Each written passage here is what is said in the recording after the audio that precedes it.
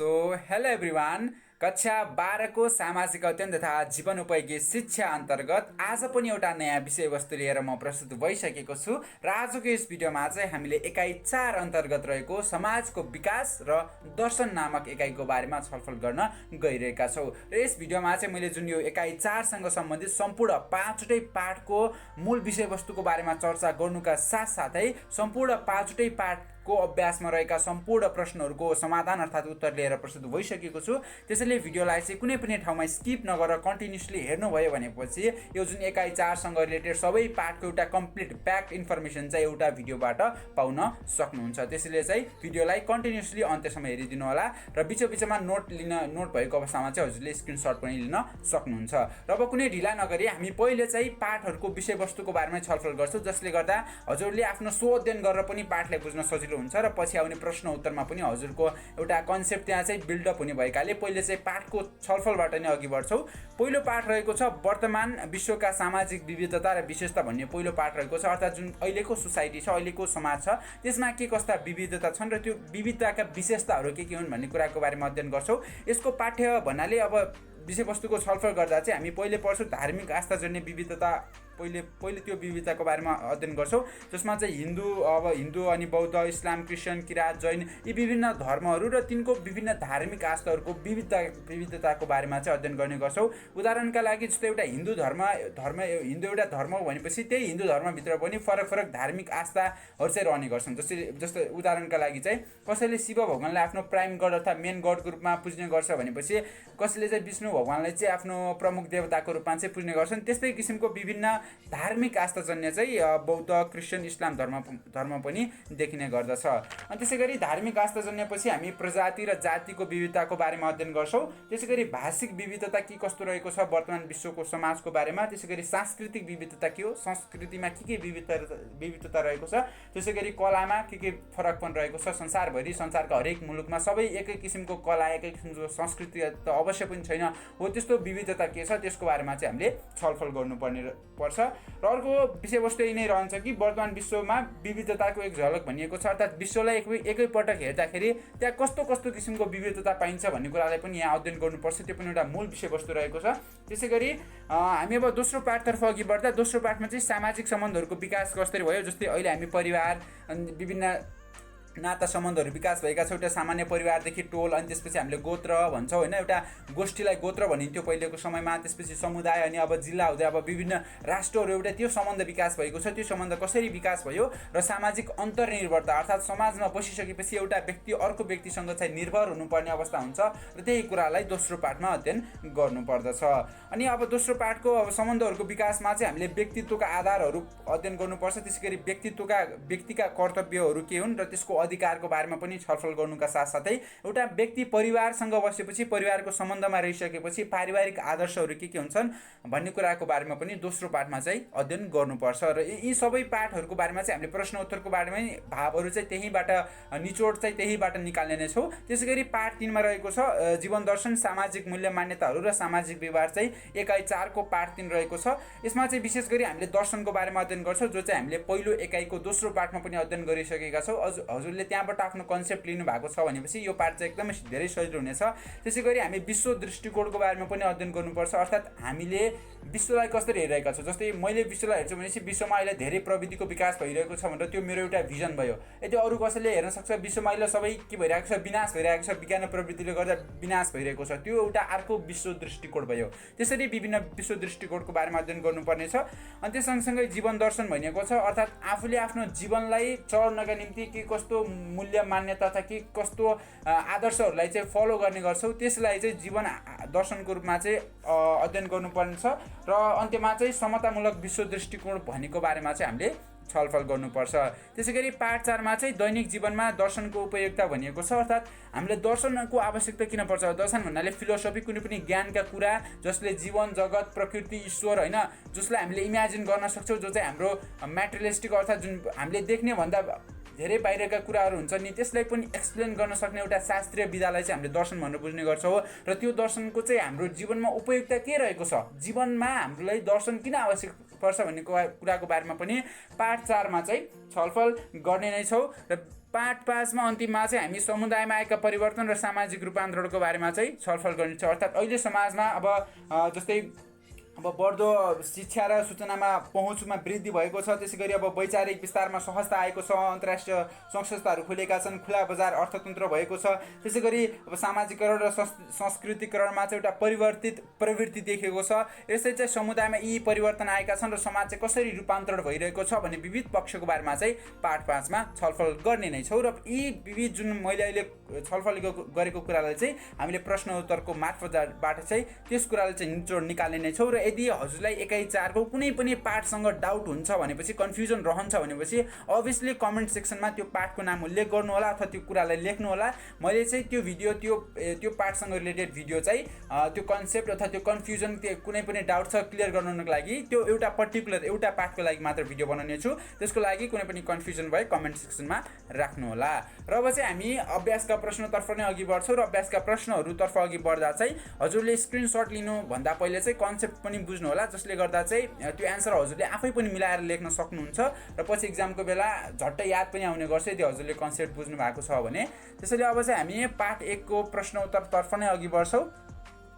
र पाठ 1 रहेको छ वर्तमान विश्वका सामाजिक विविधता र विशेषता भनिएको छ। अब यसमा चाहिँ पहिलो प्रश्न रहेको छ सामाजिक विविधता भन्नाले के बुझिन्छ, उदाहरणसहित चर्चा गर्नुहोस् भनिएको छ। समाजमा रहेका विभिन्न जाति, धर्म, भाषा, संस्कृति र परम्परा आदिमा पाइने विविधपूर्ण पक्षलाई सामाजिक विविधता भनिन्छ। सामान्य रूपमा समुदायमा इस्लाम, क्रिस्चियन, हिन्दू, बौद्ध, किराँत आदि विभिन्न धर्म मान्नेहरू व्यक्ति भएको अवस्थालाई सामाजिक विविधता भनेर बुझ्न सकिन्छ। यो चाहिँ उदाहरण थियो। त्यसै गरी दोस्रो प्रश्नतर्फ अघि बढ्दा वर्तमान विश्व विविधतापूर्ण छ भन्ने तथ्य उदाहरणसहित स्पष्ट पार्नुहोस् भनिएको छ। यो पाठको एउटा मुख्य विषयवस्तु त्यही नै रहेको थियो कि हामीले चाहिँ जुन वर्तमान विश्व रहेको छ त्यसमा रहेको विविधताको चाहिँ एउटा झलकको बारेमा चाहिँ, झलक भन्नाले सामान्य रूपमा सर्फेसले अध्ययन गर्ने भनेका थियौँ र त्यही उद्देश्यलाई अथवा त्यही विषयलाई चाहिँ प्रश्न मार्फत प्रस्तुत गरिएको छ। वर्तमान विश्व एकदमै विविधतापूर्ण छ भन्ने तथ्यले उदाहरणसहित प्रस्तुत गर्नुहोस् भनिएको छ। यसमा तथ्य चाहिँ के प्रस्तुत गर्नुपर्छ भने चाहिँ सारा विश्वभरि चाहिँ कुल 665वटा जातीय समुदायहरू बस्ने गर्छन्। त्यसै गरी 4300 धार्मिक त्यस्ता आस्थाहरू चाहिँ त्यहाँ रहेका छन्। त्यसै गरी 7100 भाषाहरू चाहिँ बोल्ने गर्छन्। र यसरी चाहिँ समग्र रूपमा हेर्दा चाहिँ विश्वभरि नै विविधता रहेको छ। एउटा हाम्रो सानो देश नेपाललाई हेर्ने पनि अब 125वटा जात जातिहरू 10 होइन धर्मावलम्बी त्यस्ता व्यक्तिहरू चाहिँ बस्ने गर्छन् भनेपछि एउटा सानो नेपाल जस्तो देशमा पनि त्यति विविधता पाइन्छ भनेपछि अब त्यस्ता नेपाल भन्नाले विश्वमा त धेरै छन् भनेपछि हरेक देशमा चाहिँ फरक विविधता, फरक संस्कृति, फरक जीवनशैली पाइने भएको कारणले गर्दा चाहिँ सम्पूर्ण सारा विश्व नै एउटै नभएर चाहिँ त्यहाँ चाहिँ अब धर्मका आधारमा होस्, जीवनशैलीका आधारमा होस्, संस्कृतिका आधारमा होस्, विभिन्न पक्षका आधारमा चाहिँ त्यहाँ चाहिँ विविधता छ भन्ने कुरालाई चाहिँ त्यो एउटा तथ्य हो। र त्यो कुरालाई स्पष्ट पार्नको निम्ति मैले एन्सर चाहिँ प्रेजेन्ट गरेको छु। हजुरले त्यहाँबाट हेरेर अध्ययन गरेर पनि बुझ्न सक्नुहुन्छ र त्यही कुरालाई चाहिँ तथ्यलाई चाहिँ यसरी मैले अङ्कमा पनि प्रस्तुत गरेको नै छु। र त्यसै गरी तेस्रो प्रश्नतर्फ अघि बढ्दा सामाजिक विविधतालाई समन्वय गर्नु किन आवश्यक छ भनिएको छ। यहाँ चाहिँ समन्वय भन्नाले न चाहिँ पुरा हुनुपर्ने हो, त्यहाँ चाहिँ मिस्टेक भएको छ। सामाजिक विविधतालाई समन्वय किन गर्नु आवश्यक छ भनेको छ। विशेष गरी सामाजिक विविधता किन समन्वय अर्थात् सब फरक विविधता भएका व्यक्तिहरूलाई एकैसाथ मिलाएर किन राख्नुपर्छ भनेको छ। यसको सिम्पल एन्सर छ जस्तै हामी नेपालमा पनि अब विभिन्न जातिहरू छन्। अब ती जातिहरू बिच कहिलेकाहीँ चाहिँ अब परम्परा अथवा धर्म, संस्कृति अथवा सोच्ने शैली नमिल्नुको कारण चाहिँ अब आन्तरिक द्वन्द्व हुनसक्छ, झैझगडाहरू उत्पन्न हुनसक्छ, जसले चाहिँ समाजमा चाहिँ नकारात्मक प्रभाव पार्न सक्छ। त्यसैले गर्दा चाहिँ अब त्यस्ता विविधता बिच पनि एकता कायम गर्न निम्ति भाइचारा, सद्भाव अनि अब यावत गुणहरू चाहिँ राम्रा गुणहरू चाहिँ ती व्यक्तिहरू बिच हामीले विकास गराउनको निम्ति चाहिँ सामाजिक विविधतालाई चाहिँ समन्वय गर्नु जरुरी छ। एउटाले अर्कोको संस्कृतिलाई बुझ्ने, सम्मान गर्ने र अर्कोले फेरि अर्कोको संस्कृति, एकअर्काको संस्कृति सम्मान गर्ने, त्यस किसिमको वातावरण, त्यस किसिमको अवस्था चाहिँ एकदमै धेरै आवश्यक रहेकाले सामाजिक विविधतालाई समन्वय गर्नु आवश्यक छ भनेर चाहिँ हामीले यसरी जुन मैले यहाँ उत्तर प्रस्तुत गरेको छु त्यसलाई हजुरले अध्ययन गरेर पनि बुझ्न सक्नुहुन्छ र त्यही कुरा मेन पोइन्टलाई चाहिँ मैले यहाँ उल्लेख गरेको नै छु। त्यसै गरी अर्को स्लाइडतर्फ जाँदा पार्ट 2 रहेको छ। पार्ट 2 मा रहेको छ सामाजिक सम्बन्धहरूको विकास र आत्मनिर्भरता भनिएको छ। अब यसमा चाहिँ सामाजिक सम्बन्धहरू कसरी विकास भयो भन्दाखेरि यहाँ चाहिँ ऋग्वेद अनि त्यसपछि हाम्रो जुन अथर्ववेद हुन्छ नि, हाम्रो हिन्दू धर्ममा चाहिँ 4वटा वेद उल्लेख गरिएको छ। ऋग्वेद, यजुर्वेद, सामवेद र अथर्ववेद कुरा उल्लेख गरिएको छ। र सामाजिक सम्बन्धको विकासमा चाहिँ दुईवटा वेदहरूको एकदमै ठुलो भूमिका मानिन्छ, एउटा अथर्ववेद र अर्को ऋग्वेद भनिएको छ। अब त्यसै गरी अब विभिन्न पहिले चाहिँ सामान्य एउटा भेला परिवारका सदस्यहरूबाट विभिन्न अब समाजहरूका गाउँ सभा हुन थाल्यो, त्यसपछि एउटा गोष्ठी निर्माण हुन थाल्यो जसलाई हामीले अहिले गोत्र भनेर बुझ्ने गर्छौँ। अनि त्यसपछि एउटा अब जनप्रतिनिधिहरूको एउटा जनपद जसलाई गण भनेर बुझ्न थाल्यो। अनि त्यसरी चाहिँ विभिन्न सामाजिक सम्बन्धहरू चाहिँ विकास भएको भनेर चाहिँ अब ग्रन्थहरूमा जस्तै अर्थात् दर्शनहरूले चाहिँ त्यसरी भन्छ भने चाहिँ हामीले त्यसै बारेमा चाहिँ अध्ययन गर्नुपर्छ। र पहिलो प्रश्न रहेको छ ग्राहपत्य आवनव्य भने चाहिँ आह्वान भनेको जस्तै आह्वानको ब चाहिँ त्यहाँ त्यो काटेर त्यस्तो देखियो। र विदत भनेको भन्नाले के बुझिन्छ भनेको छ, यो चाहिँ हाम्रो विशेष गरी ती वेदका कुरा रहेका छन्। अथर्व वेदमा उल्लेख भएअनुसार पारिवारिक सङ्गठनलाई चाहिँ परिवारलाई चाहिँ हामीले ग्राहपत्य भनिन्छ। त्यसै गरी आह्वान गरिएको अर्थात् बोलाइएको अवस्थामा जम्मा हुने संस्था ग्राम सङ्गठन तथा गाउँ सभालाई चाहिँ हामीले आह्वानीय भनेर चाहिँ बुझ्न सक्छौँ। त्यसै गरी ऋग्वेदमा उल्लेख भएअनुसार महिला र पुरुष दुवै सहभागी भएर पारिवारिक विषयमा चर्चा गर्ने भएको भेलालाई चाहिँ हामीले विदत भनेर चाहिँ हामीले बुझ्न सक्दछौँ। यसरी चाहिँ अब विभिन्न यस्ता यी हाम्रो ग्रन्थहरूले अथवा विभिन्न वेदहरूले उल्लेख गरे अनुसारको यसरी चाहिँ सामाजिक सम्बन्धहरूको चाहिँ विकास भएको थियो भनेर हामीले बुझ्न सक्छौँ। त्यसै गरी दोस्रो प्रश्नतर्फ अघि बढ्दा व्यक्तिवादी दृष्टिकोण र समुदायवादी दृष्टिकोणमा के भिन्नता रहेको छ, नेपाली संस्कृतिमा तिनीहरूको समन्वय के कसरी गरिएको भनिएको छ। जस्तै व्यक्ति स्वयंको आध्यात्मिक चिन्तन र व्यक्तिको भलाइका निम्ति गर्ने चिन्तन व्यवहार र अवधारणालाई व्यक्तिवादी दृष्टिकोण भनिएको छ। अर्थात् व्यक्तिले आफ्नो भलाइका निम्ति जे जस्तो सोच्छ, जे जस्तो काम गर्छ नि, जो सेल्फ ओरिएन्टेड भिजन भनेर चाहिँ बुझ्न सक्छु क्या। आफ्नो व्यक्तिगत विकासका निम्ति व्यक्तिले आफै के कस्तो काम क्रियाकलापहरू गर्छ, त्यस्तो किसिमको दृष्टिकोणलाई चाहिँ व्यक्तिवादी, जो एउटा व्यक्तिसँग मात्र सम्बन्धित हुन्छ त्यसलाई व्यक्तिवादी दृष्टिकोण भनिन्छ। भनेपछि समुदायवादी दृष्टिकोण भन्नाले चाहिँ अब समग्र समुदायको कल्याणका लागि गरिएको अवलोकन, विश्लेषण र चिन्तनलाई चाहिँ हामीले समुदायवादी दृष्टिकोण भनेर चाहिँ बुझ्न सक्दछौँ। र विभिन्न मुलुकहरूमा चाहिँ जस्तै व्यक्तिवादी दृष्टिकोणलाई फरक ढङ्गले ट्रिट गरे, फरक ढङ्गले हेरिएको हुन्छ भनेपछि समुदायवादी दृष्टिकोणलाई फरक ढङ्गले हेरिएको हुन्छ। तर नेपाली संस्कृतिमा चाहिँ दुवै व्यक्तिवादी दृष्टिकोण र समुदायवादी दृष्टिकोणलाई चाहिँ समन्वय गरिएको छ। अर्थात् दुवैको समान पक्षहरूलाई चाहिँ एकैसाथ भन्दा एउटै ठाउँमा मिलाएर चाहिँ राखिएको छ, जसले गर्दा यी दुवै बिच चाहिँ एउटा राम्रो सम्बन्ध चाहिँ स्थापित हुन पुगेको छ। जस्तै नेपाली संस्कृतिमा व्यक्तिवादी दृष्टिकोण र समुदायवादी दृष्टिकोणको समन्वयका लागि एकीकृत रूपमा प्रस्तुत गरिएको छ। दुवै विषयलाई व्यक्तिको भलाइका लागि समुदायको आवश्यकता रहने र समाज कल्याणका निम्ति व्यक्तिको योगदान रहने यथार्थ नेपाली संस्कृतिमा प्रस्तुत गरिएको छ। त्यस सँगसँगै सामाजिक व्यवहारमा समाजलाई प्राथमिकता दिने र व्यक्तिका लागि आध्यात्मिक पक्षलाई जोड दिएर दुवै दृष्टिकोण बीच समन्वय गरिएको छ। नेपाली संस्कृतिमा चाहिँ यसरी समन्वय गरिएको छ भनेर चाहिँ हामीले बुझ्न सक्दछौँ।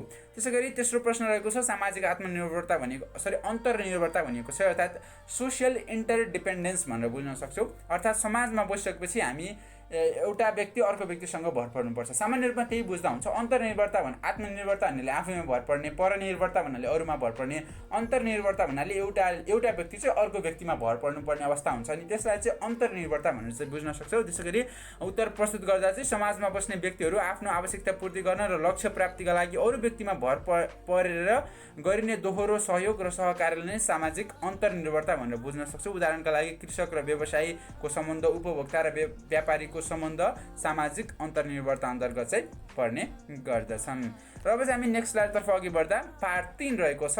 र पार्ट 3 मा चाहिँ जीवन दर्शन, सामाजिक मूल्य मान्यताहरू र सामाजिक व्यवहारको बारेमा अध्ययन गर्नुपर्छ। अर्थात् जीवन दर्शन भन्नाले हामीले जुन हाम्रो लाइफ चाहिँ हामीलाई थाहा छैन होला, जस्तै हामीले इमेजिन गर्दा चाहिँ मेरो लाइफको प्रिन्सिपल के हो भनेर चाहिँ धेरै जसोले इमेजिन गर्न सक्दैन। तर हामीलाई सानैदेखि एउटा सिद्धान्त सिकाइएको हुन्छ अथवा एउटा केही कुरा सिकाइएको हुन्छ र त्यही कुरालाई चाहिँ आधार मानेर हामीले चाहिँ आफ्नो जीवन अगाडि बढाइरहेका हुन्छौँ। जस्तै उदाहरणका लागि कोही व्यक्तिले मलाई सिकाइएको मेरो दर्शन भनेको नैतिकतालाई अवलम्बन गर्नु, समाज कल्याणका लागि अघि बढ्नु र अरूको भलाइ, अरूलाई सहयोग गर्नु, सेवा राख्नु चाहिँ त्यस किसिमको सिद्धान्तले चाहिँ म अगाडि बढिरहेको छु, जीवन मेरो त्यसरी नै चलिरहेको छ भनेपछि त्यस्तो किसिमको सोच, त्यस्तो किसिमको अवधारणा चाहिँ सो व्यक्तिको जीवन दर्शन भनेर चाहिँ बुझ्न सक्छौँ। त्यसै गरी सामाजिक मूल्य र मान्यता भनेको छ सोसियल नर्म्स एन्ड भ्यालुज, अर्थात् समाजमा बसिसकेपछि के एउटा भ्यालु हुन्छ, त्यहाँको मान्यताहरू हुन्छन्, त्यसलाई अवलम्बन गर्न जरुरी छ र सामाजिक व्यवहार कस्तो प्रदर्शन गर्नुपर्छ भन्ने कुराको बारेमा पार्ट 3 चाहिँ केन्द्रित रहेको छ। र पहिलो प्रश्न रहेको छ विशेष गरी दर्शन भन्नाले के बुझिन्छ भनिन्छ, अर्थात् इङ्ग्लिसमा चाहिँ फिलोसफी भनिन्छ। एकको पार्ट 2 को विषय रहेको थियो चाहिँ। अब यहाँ पनि फेरि अर्को पटक प्रस्तुत गरिएको छ। जस्तै दर्शन भन्नाले चाहिँ जीवन र जगतलाई अध्ययन गर्ने, विश्लेषण र चिन्तन गरी ज्ञान एवं सत्यताको खोजी गर्ने विधा हो भनेर दर्शनलाई भनेको छ। त्यसै गरी प्रकृति, मानव, ईश्वर, चेतना र जीवनका सबै पक्षको बारेमा तर्कपूर्ण र आध्यात्मिक ज्ञान प्रदान गर्न दर्शनले चाहिँ सहयोग गर्छ। अर्थात् हामीले चाहिँ अब मानव भयो, ईश्वर, चेतना, जीवन अथवा प्रकृति यी विविध कुराहरूको बारेमा चाहिँ अध्ययन गर्न र त्यसको बारेमा चाहिँ एउटा तर्कपूर्ण र आध्यात्मिक ज्ञान प्रदान गर्न चाहिँ दर्शनले चाहिँ सहयोग गर्ने गर्छ। विशेष गरी यो चाहिँ स्पिरिचुअल कुरासँग रिलेटेड हुन्छ। आध्यात्मिक ज्ञानसँग चाहिँ दर्शनहरू विशेष गरी केन्द्रित भएको पाइन्छ। पूर्वीय दर्शनहरू र पश्चिमेली दर्शनहरू चाहिँ विशेष गरी पदार्थ तथा जुन हाम्रो मेटेरियलिस्टिक दुनियाँसँग चाहिँ रिलेटेड भएको पाइन्छ हाम्रो पश्चिमेली दर्शनहरू चाहिँ। र विश्व दृष्टिकोण भन्नाले के भनिएको छ, विशेष गरी विश्व वा जगतको विश्लेषण गरी आफ्नो अनुभूति समेतको आधारमा विश्वबारे बनाइएको अवधारणालाई विश्व दृष्टिकोण भनिन्छ भनिएको छ। अर्थात् हामीले अहिलेको विश्वको पुरा हेर्ने क्या वर्ल्डको सिनेरियोलाई हेर्दाखेरि हामीले वर्ल्डको सिनेरियो कस्तो पाउँछौँ, पहिले नै उदाहरण दिएँ मैले चाहिँ। जस्तै मैले चाहिँ अहिलेको विश्वलाई चाहिँ एकदमै धेरै मानौँ पापी मान्छु भने होइन, उदाहरणको लागि मात्र है, यसलाई उदाहरणको लागि मात्र प्रस्तुत गरेको। पापी मान्छे भनेपछि मेरो दृष्टिकोण चाहिँ के भयो भनेपछि अहिलेको विश्व पापी छ।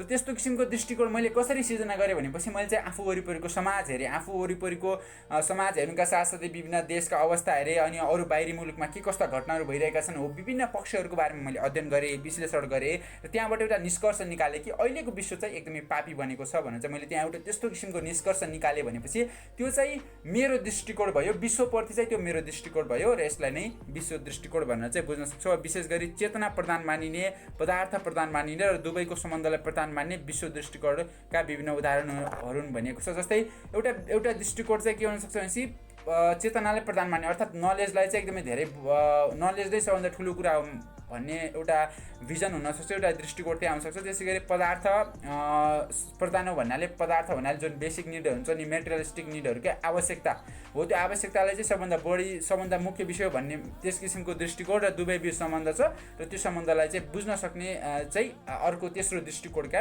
यसरी चाहिँ विभिन्न दृष्टिकोणका चाहिँ मैले उदाहरण दिएको हो। अब पछि हामी तेस्रो प्रश्नतर्फ अघि बढ्दा दुईटा विभाजन दृष्टिकोण र समन्वयात्मक दृष्टिकोणको फरक उदाहरणसहित स्पष्ट पार्नुहोस् भनिएको छ। यो दुईटा विभाजन दृष्टिकोण भन्नाले बाइनरी डिभिजन भनेर बुझ्ने गर्छ। यसमा चाहिँ दुईवटा फरक विषयवस्तुलाई चाहिँ छुट्याएर छुट्टै राख्ने गरिन्छ भनेपछि समन्वयात्मकमा चाहिँ ती दुईवटा विषयवस्तुहरूको समान पक्षहरूलाई खोजेर तिनीहरूलाई चाहिँ एकीकृत रूपमा चाहिँ प्रस्तुत गर्ने दृष्टिकोणलाई चाहिँ समन्वयात्मक दृष्टिकोण भनेर चाहिँ बुझ्ने गर्छ। जस्तै उत्तरको बारेमा अध्ययन गर्दा पश्चिमी पद्धतिमा दर्शनहरूलाई चेतनावादी र पदार्थवादी भनेर दुई अलग अलग समूहमा गरिएको विभाजनलाई दुईटा विभाजन दृष्टिकोण भनिन्छ। अर्थात् एउटामा चेतनावादी भयो र अर्कोमा चाहिँ पदार्थवादी भनेर दुईवटा फरक कुराहरू छुट्याइन्न त दुईवटा मान्यताहरूलाई फरक ढङ्गले छुट्याइयो भनेपछि दुईवटा विभाजन दृष्टिकोण भयो भने दुवै चेतनावादी र पदार्थवादी चिन्तनहरूका समान पक्षलाई समन्वय गरी एकीकृत रूपमा प्रस्तुत गरिएको अवधारणालाई चाहिँ हामीले समन्वयात्मक दृष्टिकोणको संज्ञा दिने गर्दछौँ। समन्वयात्मक दृष्टिकोण भनेको त्यो हो भनेर चाहिँ हामीले बुझ्न सक्छौँ। उदाहरणका लागि युरोपेली परम्परा अथवा पश्चिमेली चिन्तनमा चेतना र पदार्थ वस्तुगत आवश्यकता भनिएको पदार्थ भनेपछि लाई फरक अवधारणाले प्रस्तुत गरेको हुन्छ भने पूर्वीय चिन्तनमा चाहिँ दुवै पदार्थ र चेतनाले एकीकृत गरेर समन्वयात्मक ढङ्गले प्रस्तुत गरेको हुन्छ, जहाँ एक चाहिँ अर्काको परिपूरक चाहिँ मान्ने गर्छन् अथवा एउटा भएपछि अर्को हुन्छ भनेर चाहिँ एउटा भएपछि अर्को हुन्छ भनेर चाहिँ त्यस किसिमको एउटालाई एकअर्कालाई चाहिँ परिपूरकको रूपमा चाहिँ समन्वयात्मक दृष्टिकोणमा चाहिँ प्रस्तुत गरिएको हुन्छ। र प्रश्न नम्बर 3 को छलफल गरिसकेपछि अर्को एकदमै महत्त्वपूर्ण विषय हो चाहिँ समतामूलक दृष्टिकोण भनिएको छ है। अब जस्तै फिगरमा पनि प्रेजेन्ट गरेको छ, एउटा रियालिटी, इक्वालिटी, इक्विटी र लिबर्टेसन भनिएको छ। जस्तै रियालिटी भनेको जुन अहिलेको अवस्था, इक्वालिटी भनेको समानताको कुरा गर्छौँ त्यसलाई इक्वालिटी भनिन्छ, इक्विटी भनेको जसलाई आवश्यक छ त्यसलाई प्रदान गर्नु, लिबर्टेसन भनेको फ्रिडम दिनु, स्वतन्त्रता दिनुलाई लिबर्टेसन भनिन्छ।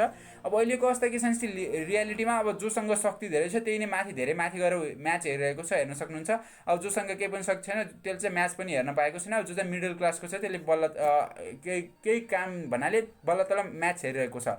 तर अब हामी इक्वालिटीतर्फ अघि बढ्छ भनेपछि इक्वालिटी भनेपछि सबैले बराबर अधिकार दिने। अब सबैले बराबर अधिकार दिँदा पनि जुन हाम्रो यो जुन सबैभन्दा सानो अथवा सबैभन्दा तल्लो वर्गको व्यक्तिलाई चाहिँ अझै पनि म्याच हेर्न पाएको छैन भनेपछि इक्वालिटीले गर्दा पनि फाइदा भएन। जो माथि थियो, जो पहिले नै विकसित भएको थियो, त्यो झन् विकसित हुँदै जान्छ। तर जो अलि निम्न एकदमै कमजोर वर्गमा छ त्यसले चाहिँ अवसर पाउन सक्दैन समानताको माध्यमबाट। त्यही भएर हामीले अर्को कन्सेप्टलाई इन्क्लुड गर्छौँ, त्यो भनेको समता भनेर चाहिँ बुझ्न सक्छौँ। समता भनेपछि जसलाई आवश्यक छ त्यसलाई प्रदान गर्ने। जस्तै तेस्रो फिगरमा चाहिँ यो मान्छे धेरै अग्लो, त्यसलाई त्यो भन्नाले त्यो कुनै पनि सपोर्टको आवश्यकता थिएन, तर जुन सबभन्दा सानो व्यक्तिलाई चाहिँ दुईवटा सपोर्टको आवश्यकता थियो। त्यही भएर हामीले चाहिँ इक्वालिटी अथवा समानतामा ध्यान नदिएर हामी चाहिँ कसमा ध्यान दियौँ, समतामा ध्यान दियौँ भन्नाले जसलाई आवश्यक छ त्यसलाई नै प्रदान गर्नुलाई चाहिँ समता अर्थात् इक्विटी भनेर चाहिँ बुझ्न सक्छौँ। र लिबर्टेसन भनेको चाहिँ फ्रिडम अथवा कुनै पनि अब जुन अहिलेको अब्स्ट्याकल थियो जसले गर्दा म्याच हेर्न पाइरहेको थिएन त्यसलाई चाहिँ हटाइदिइसकेपछि सबै चाहिँ एउटै अवस्थामा आइसक्यो, तिनीहरूले चाहिँ त्यसलाई चाहिँ हामीले लिबर्टेसन अथवा स्वतन्त्रता भनेर चाहिँ बुझ्न सक्छौँ। अब समतामूलक दृष्टिकोण किन आवश्यकता छ भनेर यही फिगरबाट चाहिँ बुझ्न सक्नुहुन्छ। यसलाई के गर्छ भनेपछि जुन समानताले ल्याउन नसकेको समानतालाई समताले ल्याइदिन्छ के। समानताले त हामीले अब समानताले जुन हाम्रो कन्सेप्ट इन्क्लुड गर्छौँ त्यसले चाहिँ इक्वालिटी ल्याउन सकेको हुँदैन। त्यस्तो अवस्थामा चाहिँ इक्विटीमा चाहिँ के गरिन्छ भने चाहिँ जसलाई आवश्यक छ त्यसलाई अधिकार प्रदान गरिन्छ, त्यसलाई अवसर प्रदान गरिन्छ, जसले गर्दा निम्न वर्गका व्यक्तिहरू चाहिँ अब तिनको स्तर चाहिँ माथि उकासिँदै आउँछ र जसले गर्दा चाहिँ बल्ल समानताको अवस्था चाहिँ आउने गर्छ। त्यसैले समतामूलक दृष्टिकोण चाहिँ एकदमै आवश्यक रहेको छ। उदाहरणका लागि जस्तै कुनै एउटा जात अथवा हाम्रो जातलाई चाहिँ त्यो अधिकार प्रदान गर्ने भनियो होइन, कुनै किसिमको अथवा आरक्षण प्रदान गर्ने भनियो, तर त्यही जातका व्यक्तिहरू जो काठमाडौँमा निकै सम्पन्न अथवा एउटा खुसियाली शिक्षित जीवन बिताइरहेका छन् तिनीहरूले पनि एउटै किसिमको अधिकार पाउँछन् र जो कर्णाली अथवा विगत जिल्लामा रहेका व्यक्तिहरूले पनि एउटै किसिमको अधिकार पाउँदा चाहिँ अब विगतका व्यक्तिहरूले चाहिँ त्यो अधिकार राम्रोसँग प्रयोग गर्न सक्दैन अथवा अवसर चाहिँ तिनीहरूलाई फाइदाजनक नै हुन्न जो चाहिँ काठमाडौँमा बसेको व्यक्तिलाई हुन्छ र काठमाडौँमा बसेको व्यक्तिले चाहिँ सबै फाइदा चाहिँ आफै लिन सक्छ होइन, यदि समानताको कन्सेप्ट इन्क्लुड गर्यो भनेपछि। तर यदि हामीले समतालाई ल्यायौँ, समता भन्नाले अब हो त्यो जातिका मान्छेहरू काठमाडौँमा छन् तर त्यहाँ तिनीहरूले सुखपूर्ण जीवन बिताइरहेका छन् भनेपछि त्यो अधिकार किन तिनीलाई प्रदान गर्नु, तिनीहरूको स्तर त पहिले नै राम्रो छ। त्यसैले चाहिँ हामीले सबै अधिकार चाहिँ कहाँ प्रदान गर्छौँ, जसलाई चाहिँ एकदमै धेरै आवश्यकता छ, जो चाहिँ विकट जिल्लामा रहेका सो जुन जातिका व्यक्तिहरूलाई चाहिँ हामीले सबै अधिकार चाहिँ त्यहीँ प्रदान गर्ने गर्छौँ, जसले गर्दाखेरि तिनीहरूको स्तर चाहिँ बिस्तारै उकासिँदै आउँछ र त्यही कन्सेप्टलाई चाहिँ समतामूलक दृष्टिकोण भनेर चाहिँ बुझ्न सक्छौँ। एकदमै धेरै इम्पोर्टेन्ट कन्सेप्ट रहेको छ, इक्जाम पोइन्ट अफ भ्यूले पनि आउन सक्छ, त्यसैले यसको बारेमा चाहिँ कन्सेप्ट क्लियर गराउनु होला। र यसरी चाहिँ मैले छलफल गरिसकेपछि अवश्य पनि हजुरले यसको आवश्यकताको बारेमा बुझिसक्नु भयो होला। यसको बारेमा हजुरले आफै लेख्न पनि एकपटक ट्राई गर्नु होला। मैले चाहिँ बुझ्दा प्रेजेन्ट गरेको छु। यसलाई चाहिँ आधार बनाएर चाहिँ किन समानता भन्दा पनि किन समतामूलक दृष्टिकोण आवश्यक छ भन्ने कुरालाई चाहिँ यसरी चाहिँ बुझ्न सकिन्छ। र यसरी चाहिँ हामी अर्को पाठतर्फ अघि बढ्छौँ। अर्को पाठ भनेको दैनिक जीवनमा दर्शनको उपयोगिता। दैनिक जीवनमा दर्शनको उपयोगिता के छ र विशेष गरी त्यही नै रहेको छ। दर्शनको उपयोगिताको बारेमा अध्ययन गर्दा चाहिँ अब पहिलो प्रश्न रहेको छ, दर्शन बौद्धिक साथसाथै प्रायोगिक विधा पनि हो भनेको छ। अर्थात् दर्शन भन्नाले हाम्रो बुद्धि क्षमतासँग मात्र नभएर बौद्धिक क्षमतासँग मात्र सम्बन्धित नभएर त्यो चाहिँ हाम्रो प्रयोगमा ल्याउन सकिने विधा हो भनिएको छ है। अब प्रयोगमा ल्याउन सकिने विधा कस्तो भनिएको छ भनेपछि दर्शनको माध्यमबाट चाहिँ व्यक्तिले आफूको हो र मेरो लक्ष्य के हो भन्ने कुरा पहिचान गर्न सक्छ र आफ्नो लक्ष्य निर्धारणका लागि व्यवहारिक रूपमा चाहिँ अघि बढ्न सक्छ। त्यसै गरी समस्या समाधान अथवा दैनिक रूप पाउने विभिन्न अब अन्यलको अवस्थामा चाहिँ कुन ठिक र कुन बेठिक, कुन सही र कुन गलत हो भन्ने अवस्थामा चाहिँ एउटा सठिक निर्णय ल्याउनका निम्ति पनि एउटा असल दृष्टिकोण निर्माणका निम्ति चाहिँ दर्शन अथवा मार्गदर्शनको चाहिँ एकदमै ठुलो सहयोग रहने गर्छ। त्यसैले गर्दा दर्शन चाहिँ केवल हाम्रो मेन्टल कुरा अर्थात् हाम्रो बौद्धिक क्षमतासँग रिलेटेड नभएर यसले चाहिँ प्रायोगिक अथवा व्यवहारिक पक्षमा पनि एकदमै धेरै महत्त्वपूर्ण सहयोग गरेको हुन्छ भन्ने कुरालाई चाहिँ यहाँ मैले एन्सरमा अथवा त्यो एन्सर चाहिँ यही प्याराग्राफमा इन्क्लुड गरेको छु। हजुरले अध्ययन गरेर पनि बुझ्न सक्नुहुन्छ र यदि कुनै पनि डाउट कन्फ्युजन हुन्छ भनेपछि कमेन्ट सेक्सनमा राख्नु होला। र अब चाहिँ दोस्रो प्रश्नतर्फ अघि बढ्दा दैनिक जीवनका क्रियाकलापसँग दर्शन कसरी सम्बन्धित हुन्छ भनिएको छ। विशेष गरी दैनिक जीवनका क्रियाकलापहरूसँग दर्शन सम्बन्धित हुन्छ। दैनिक जीवनमा आइपर्ने विभिन्न समस्या समाधानका लागि दर्शनले क्षमताको विकास गराउँछ। हामीले जे जस्तो जीवन दर्शन अवलम्बन गरेका हुन्छौँ त्यसै किसिमको व्यवहार चाहिँ दैनिकीमा प्रदर्शन गरिन्छ। त्यसै गरी मानिसको सोच र जीवनशैलीलाई प्रत्यक्ष रूपमा दर्शनले नै प्रभाव पारेको हुन्छ। हाम्रो परम्परा, कार्य क्षमता, व्यावहारिक चिन्तन, खानपिन लगायतका दैनिक क्रियाकलाप दर्शनमा नै आधारित हुने गर्दछन्। कुनै पनि समस्याप्रति हामीले राख्ने दृष्टिकोण र उक्त समस्या समाधानका लागि विभिन्न विकल्पहरू पहिचान गरेर उपयुक्त विकल्प छनौट गर्नुका निम्ति त्यस किसिमको क्षमता विकासका निम्ति पनि दर्शनको एकदमै धेरै महत्त्वपूर्ण भूमिका रहने गर्छ। त्यसैले गर्दा हरेक क्रियाकलापसँग चाहिँ दैनिक जीवनको हरेक क्रियाकलापसँग चाहिँ दर्शन यसरी सम्बन्धित छ भनेर चाहिँ हामीले प्रेजेन्ट गरेका छौँ। र अब चाहिँ हामी तेस्रो प्रश्नतर्फ अघि बढ्दा दैनिक जीवनमा दर्शनको उपयोगिताका केही उदाहरणहरू दिनुहोस् भनेको छ। जस्तै उदाहरण चाहिँ जीवनको अर्थ बुझ्न, लक्ष्य निर्धारण गर्न र प्राप्ति गर्ने एउटा उदाहरण रहेको छ जहाँ चाहिँ दर्शन उपयोग हुने गर्छ। त्यसै गरी सञ्चार दक्षता, अभिप्रेरणात्मक दक्षता र लेखन दक्षताको अभिवृद्धि गराउन, त्यसै गरी प्रकृतिको संरक्षण गर्न, अरू जनावरहरूप्रति नि करुणा अथवा दयाको भाव राख्नका निम्ति पनि दर्शनले हामीलाई त्यस किसिमको दर्शनले चाहिँ सिकाउने गर्छ। त्यसै गरी ज्ञान र सिपको विकास गराएर उच्च शिक्षा र रोजगारीमा चाहिँ एकदमै उपयोगी हुने गर्छ दर्शन। त्यसै गरी कुनै पनि विषय वा सन्दर्भमा रहेको असन्तुष्टि अथवा असङ्गति, भुललाई चाहिँ खुट्याउने त्यस किसिमको पत्ता लगाउने क्षमता पनि दर्शनको माध्यमबाट चाहिँ विकास गर्न सकिन्छ र त्यही कुरा नै दर्शनको उपयोगिता अन्तर्गत चाहिँ पर्ने गर्दछ। र यसरी चाहिँ प्रश्न नम्बर 3 को छलफल गरिसकेपछि हामी चाहिँ अब अर्को स्लाइडतर्फ अघि बढ्दा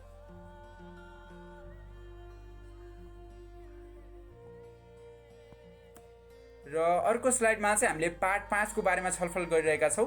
पार्ट 5 मा चाहिँ समुदायमा भएका परिवर्तन र सामाजिक रूपान्तरणको बारेमा अध्ययन गर्नुपर्छ। अर्थात् अहिले चाहिँ जुन हाम्रो समाज छ त्यसमा चाहिँ शिक्षा र सूचनामा एकदमै धेरै पहुँचको वृद्धि भएको छ। जुन विगतको अवस्थामा शिक्षा अथवा सूचनामा पहुँच थिएन त्यो चाहिँ अहिले एकदमै धेरै वृद्धि भएको छ। त्यस्तै गरी बढ्दो मानव आत्मनिर्भरता र बसाइसराइ पनि एकदमै धेरै बढिरहेको अवस्था छ। प्रविधि र मिडियामा एकदमै अहिलेको प्रविधि र मिडिया हेर्ने पनि एकदमै धेरै विकास अथवा फड्को मारिसकेको छ। त्यो अवस्थामा चाहिँ वैचारिक विस्तारमा सहजता भएको छ। अर्थात् आफ्नो विचार सूचना सम्प्रेषण गर्नको निम्ति एकदमै सहज वातावरण सिर्जना भएको छ। अन्तर्राष्ट्रिय संस्थाहरू खुलेका छन्। त्यसै गरी खुला बजार अर्थतन्त्र रहेको छ। सामाजिकरण अथवा सांस्कृतिकरणमा पनि एउटा परिवर्तित प्रवृत्तिहरू चाहिँ देखिरहेका छन् र त्यही नै वर्तमान समाजका परिवर्तित अथवा त्यस रूपान्तरित भएका विषयहरू हुन् भनेर चाहिँ हामीले यस पाठमा अध्ययन गर्नेछौँ। र पहिलो प्रश्न रहेको छ सूचना समाज भन्नाले के बुझिन्छ भनिन्छ। जस्तै औद्योगिक समाज भनेको त्यो समाज जसमा चाहिँ उद्योगलाई धेरै प्राथमिकता दिएको हुन्छ। त्यो समाजको विकास चाहिँ उद्योगबाट हुने भएकाले त्यसलाई औद्योगिक समाज भनिन्छ। अब त्यसै गरी सूचना समाज भन्नाले अहिले चाहिँ जोसँग इन्फर्मेसन छ नि त्यसले चाहिँ इन्फर्मेसन भएको माध्यमबाट विकास गर्न सक्छ। जस्तै अमेरिकाको देशमा अब नासासँग रिलेटेड धेरै इन्फर्मेसन आउँछ भनेपछि अब जुन हाम्रो एस्ट्रोनट अथवा हाम्रो जुन युनिभर्ससँग रिलेटेड कुराहरू हुन्छ नि त्यसमा चाहिँ अमेरिकाले विकास गर्न सकेको छ। त्यसैले गर्दा जोसँग धेरै सूचना त्यसले नै अहिले चाहिँ विकास गर्न सक्ने भएकाले चाहिँ सूचना समाजको अवधारणा उल्लेख गरिएको हो। र सूचना समाज भन्नाले समाजको त्यस्तो स्वरूप जहाँ सूचनाको सङ्कलन, विश्लेषण र उत्पादनको माध्यमबाट नै विकास गरिन्छ त्यसलाई नै सूचना भनेर चाहिँ सूचना समाज भनेर बुझ्ने गर्छौँ। वर्तमानकालीन अवस्थामा सूचनालाई नै प्राथमिकता दिँदै समाज कल्याणको बाटोमा चाहिँ अघि बढेको पाइन्छ। अर्थात् सूचनाले गर्दा नै अहिले विकास, उन्नति, कल्याण चाहिँ भइरहेका छन्। त्यसैले सूचना समाजको अवधारणालाई उल्लेख गरिएको हो। र दोस्रो प्रश्नतर्फ अघि बढ्दा बसाइसराईले सामाजिक विविधतामा पार्ने प्रभावहरू विश्लेषण गर्नुहोस् भनेको छ। बसाइसराईले चाहिँ अब सामाजिक विविधतामा दुवै सकारात्मक र नकारात्मक प्रभाव चाहिँ पार्न सक्छ। पहिलो सकारात्मक प्रभाव चाहिँ के हुन्छ भनेपछि अब एउटा स्थलमा जस्तै उद्गम र हाम्रो गन्तव्य स्थान भन्ने हुन्छ। उद्गम भन्नाले पहिलेको ठाउँ जसबाट हामी बसाइसकेर अब चाहिँ गन्तव्य स्थानमा चाहिँ पुग्ने गर्छौँ। गन्तव्य स्थानमा पुगिसकेपछि अब विभिन्न विविधता त्यहाँ अवश्य पनि मिश्रण हुन्छ। विभिन्न अब ठाउँबाट आएका जस्तै काठमाडौँमा चाहिँ अब विभिन्न जिल्लाबाट आएका विभिन्न संस्कृतिका मान्छेहरू बस्छन् भनेपछि अब त्यो अवस्थामा चाहिँ एउटा सकारात्मक पक्ष के देखिन्छ भनेपछि एउटा व्यक्तिले अर्को व्यक्तिको संस्कृतिको बारेमा बुझ्न सक्छ होइन, ज्ञान त्यस किसिमको प्रदान गर्न सक्छ र अरूको संस्कृतिलाई पनि सम्मान गर्नुपर्ने रहेछ भनेर चाहिँ त्यस किसिमको कन्सेप्ट, त्यस किसिमको सोचाइ त्यसले बिल्डअप गर्न सक्छ र जसले गर्दै सामाजिक विविधतामा चाहिँ सकारात्मक प्रभाव पर्ने गर्छ। तर अर्को पाटोमा हेर्दा चाहिँ अब त्यही अवस्थामा चाहिँ अब एकअर्काको संस्कृतिलाई नबुझ्दा अथवा जीवनशैलीलाई नबुझ्दा चाहिँ अब त्यहाँ चाहिँ द्वन्द्वको अवस्था सिर्जना हुनसक्छ, झैझगडा हुनसक्छ। र यसरी चाहिँ अब बसाइसराईले गर्दा चाहिँ एउटै समाजमा विभिन्न जाति बस्दा चाहिँ अब त्यहाँ झगडा अथवा द्वन्द्व एउटा असहमतिको वातावरण चाहिँ अवश्य पनि सिर्जना हुनसक्छ। यसका उदाहरणहरू तपाईँले हाम्रै आफ्नै आँखा अगाडि पनि देखिसकेका छौँ, देखिसक्नु भएको होला अवश्य पनि। बसाइसराईले अब विविधताको कारण समस्याहरू थोरै मनमुटाव अथवा असमझदारी चाहिँ अवश्य पनि सिर्जना हुने गर्दछ। र यसरी चाहिँ बसाइसराईको जुन बसाइसराईले सामाजिक विविधतामा पार्ने प्रभावहरू दुवै सकारात्मक र नकारात्मक प्रभावहरू चाहिँ मैले यस अनुच्छेद तथा उत्तरमा चाहिँ प्रेजेन्ट गरेको छु। हजुरले अध्ययन गरेर चाहिँ यसलाई आफ्नो नोटमा सार्न सक्नुहुन्छ। त आफूले नै परिमार्जन गरेर चाहिँ हजुरले लेख्न सक्नुहुन्छ। र अब तेस्रो प्रश्नतर्फ अघि बढ्दा प्रविधिको विकास र सामाजिक सञ्जालको बढ्दो प्रयोगले पारेका सकारात्मक प्रभाव र नकारात्मक असरको बारेमा विश्लेषण गर्नुहोस् भनेको छ। वर्तमान समाज जति परिवर्तित हुँदैछ, प्रविधिको विकास एकदमै उति तीव्र रूपले भइरहेको छ र सामाजिक सञ्जाल पनि अहिलेको चर्को विषय अथवा जल्दो बल्दो विषय हो, सबैले पढेको नै गर्छौँ। र यसले पारेका सकारात्मक प्रभावहरू के हुन्छन् भन्दाखेरि सूचना र विचारको विस्तारमा सहयोग भएको छ। त्यसैगरी प्रविधि अनुकूल वातावरणमा समायोजन हुन सक्षम बनाएको छ। विभिन्न उपकरणहरूको विकासले गर्दा जीवनयापन सहज बनेको छ र अन्तिममा चाहिँ शिक्षण सिकाइ प्रक्रियालाई आधुनिक र प्रभावकारी बनाइएको छ। यो चाहिँ हाम्रो प्रविधिको विकास र सामाजिक सञ्जालको फाइदाहरू भई। यो लगायतका अन्य थुप्रै फाइदाहरू पनि हुन सक्छन्, मैले चाहिँ केवल चाडा बुदालाई मात्रै प्रस्तुत गरेँ। त्यसैगरी यसको नकारात्मक पाटोहरू पनि छन्। नकारात्मक चाहिँ विभिन्न अपराधिक घटनाहरू बढिरहेका छन्। त्यसैगरी मोबाइलका अधिकतम दुरुपयोगले बालबालिकामा मानसिक स्वास्थ्यमा नकारात्मक प्रभाव परेको छ। त्यसैगरी पारिवारिक आदर्श र नैतिकताका मूल्य मान्यताहरू बिस्तारै हराउँदै गएका छन् भने अन्त्यमा चाहिँ मानिसको सृजनात्मक क्षमता घट्नुका साथसाथै पर संस्कृतिको ग्रहण गरिनु जस्ता विकृति चाहिँ वर्तमान समाजमा चाहिँ निम्तिएका छन्। यो चाहिँ नकारात्मक कार्यहरू थिए।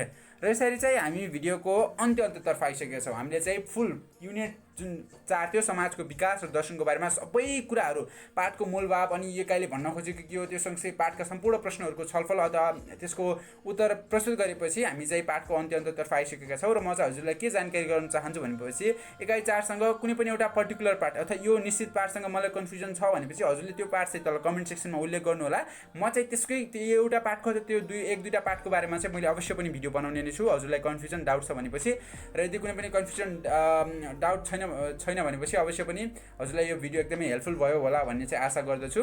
र अब चाहिँ हामी अर्को नेक्स्ट भिडियोमा चाहिँ हामी विश्वको भौगोलिक अथवा नेपालको भौगोलिक अवस्थाको बारेमा अध्ययन गरिनेछौँ। र तपाईँसम्मको लागि stay safe, stay creative and make the nature around us very neat, clean and hygienic. जय देश, जय शिक्षा।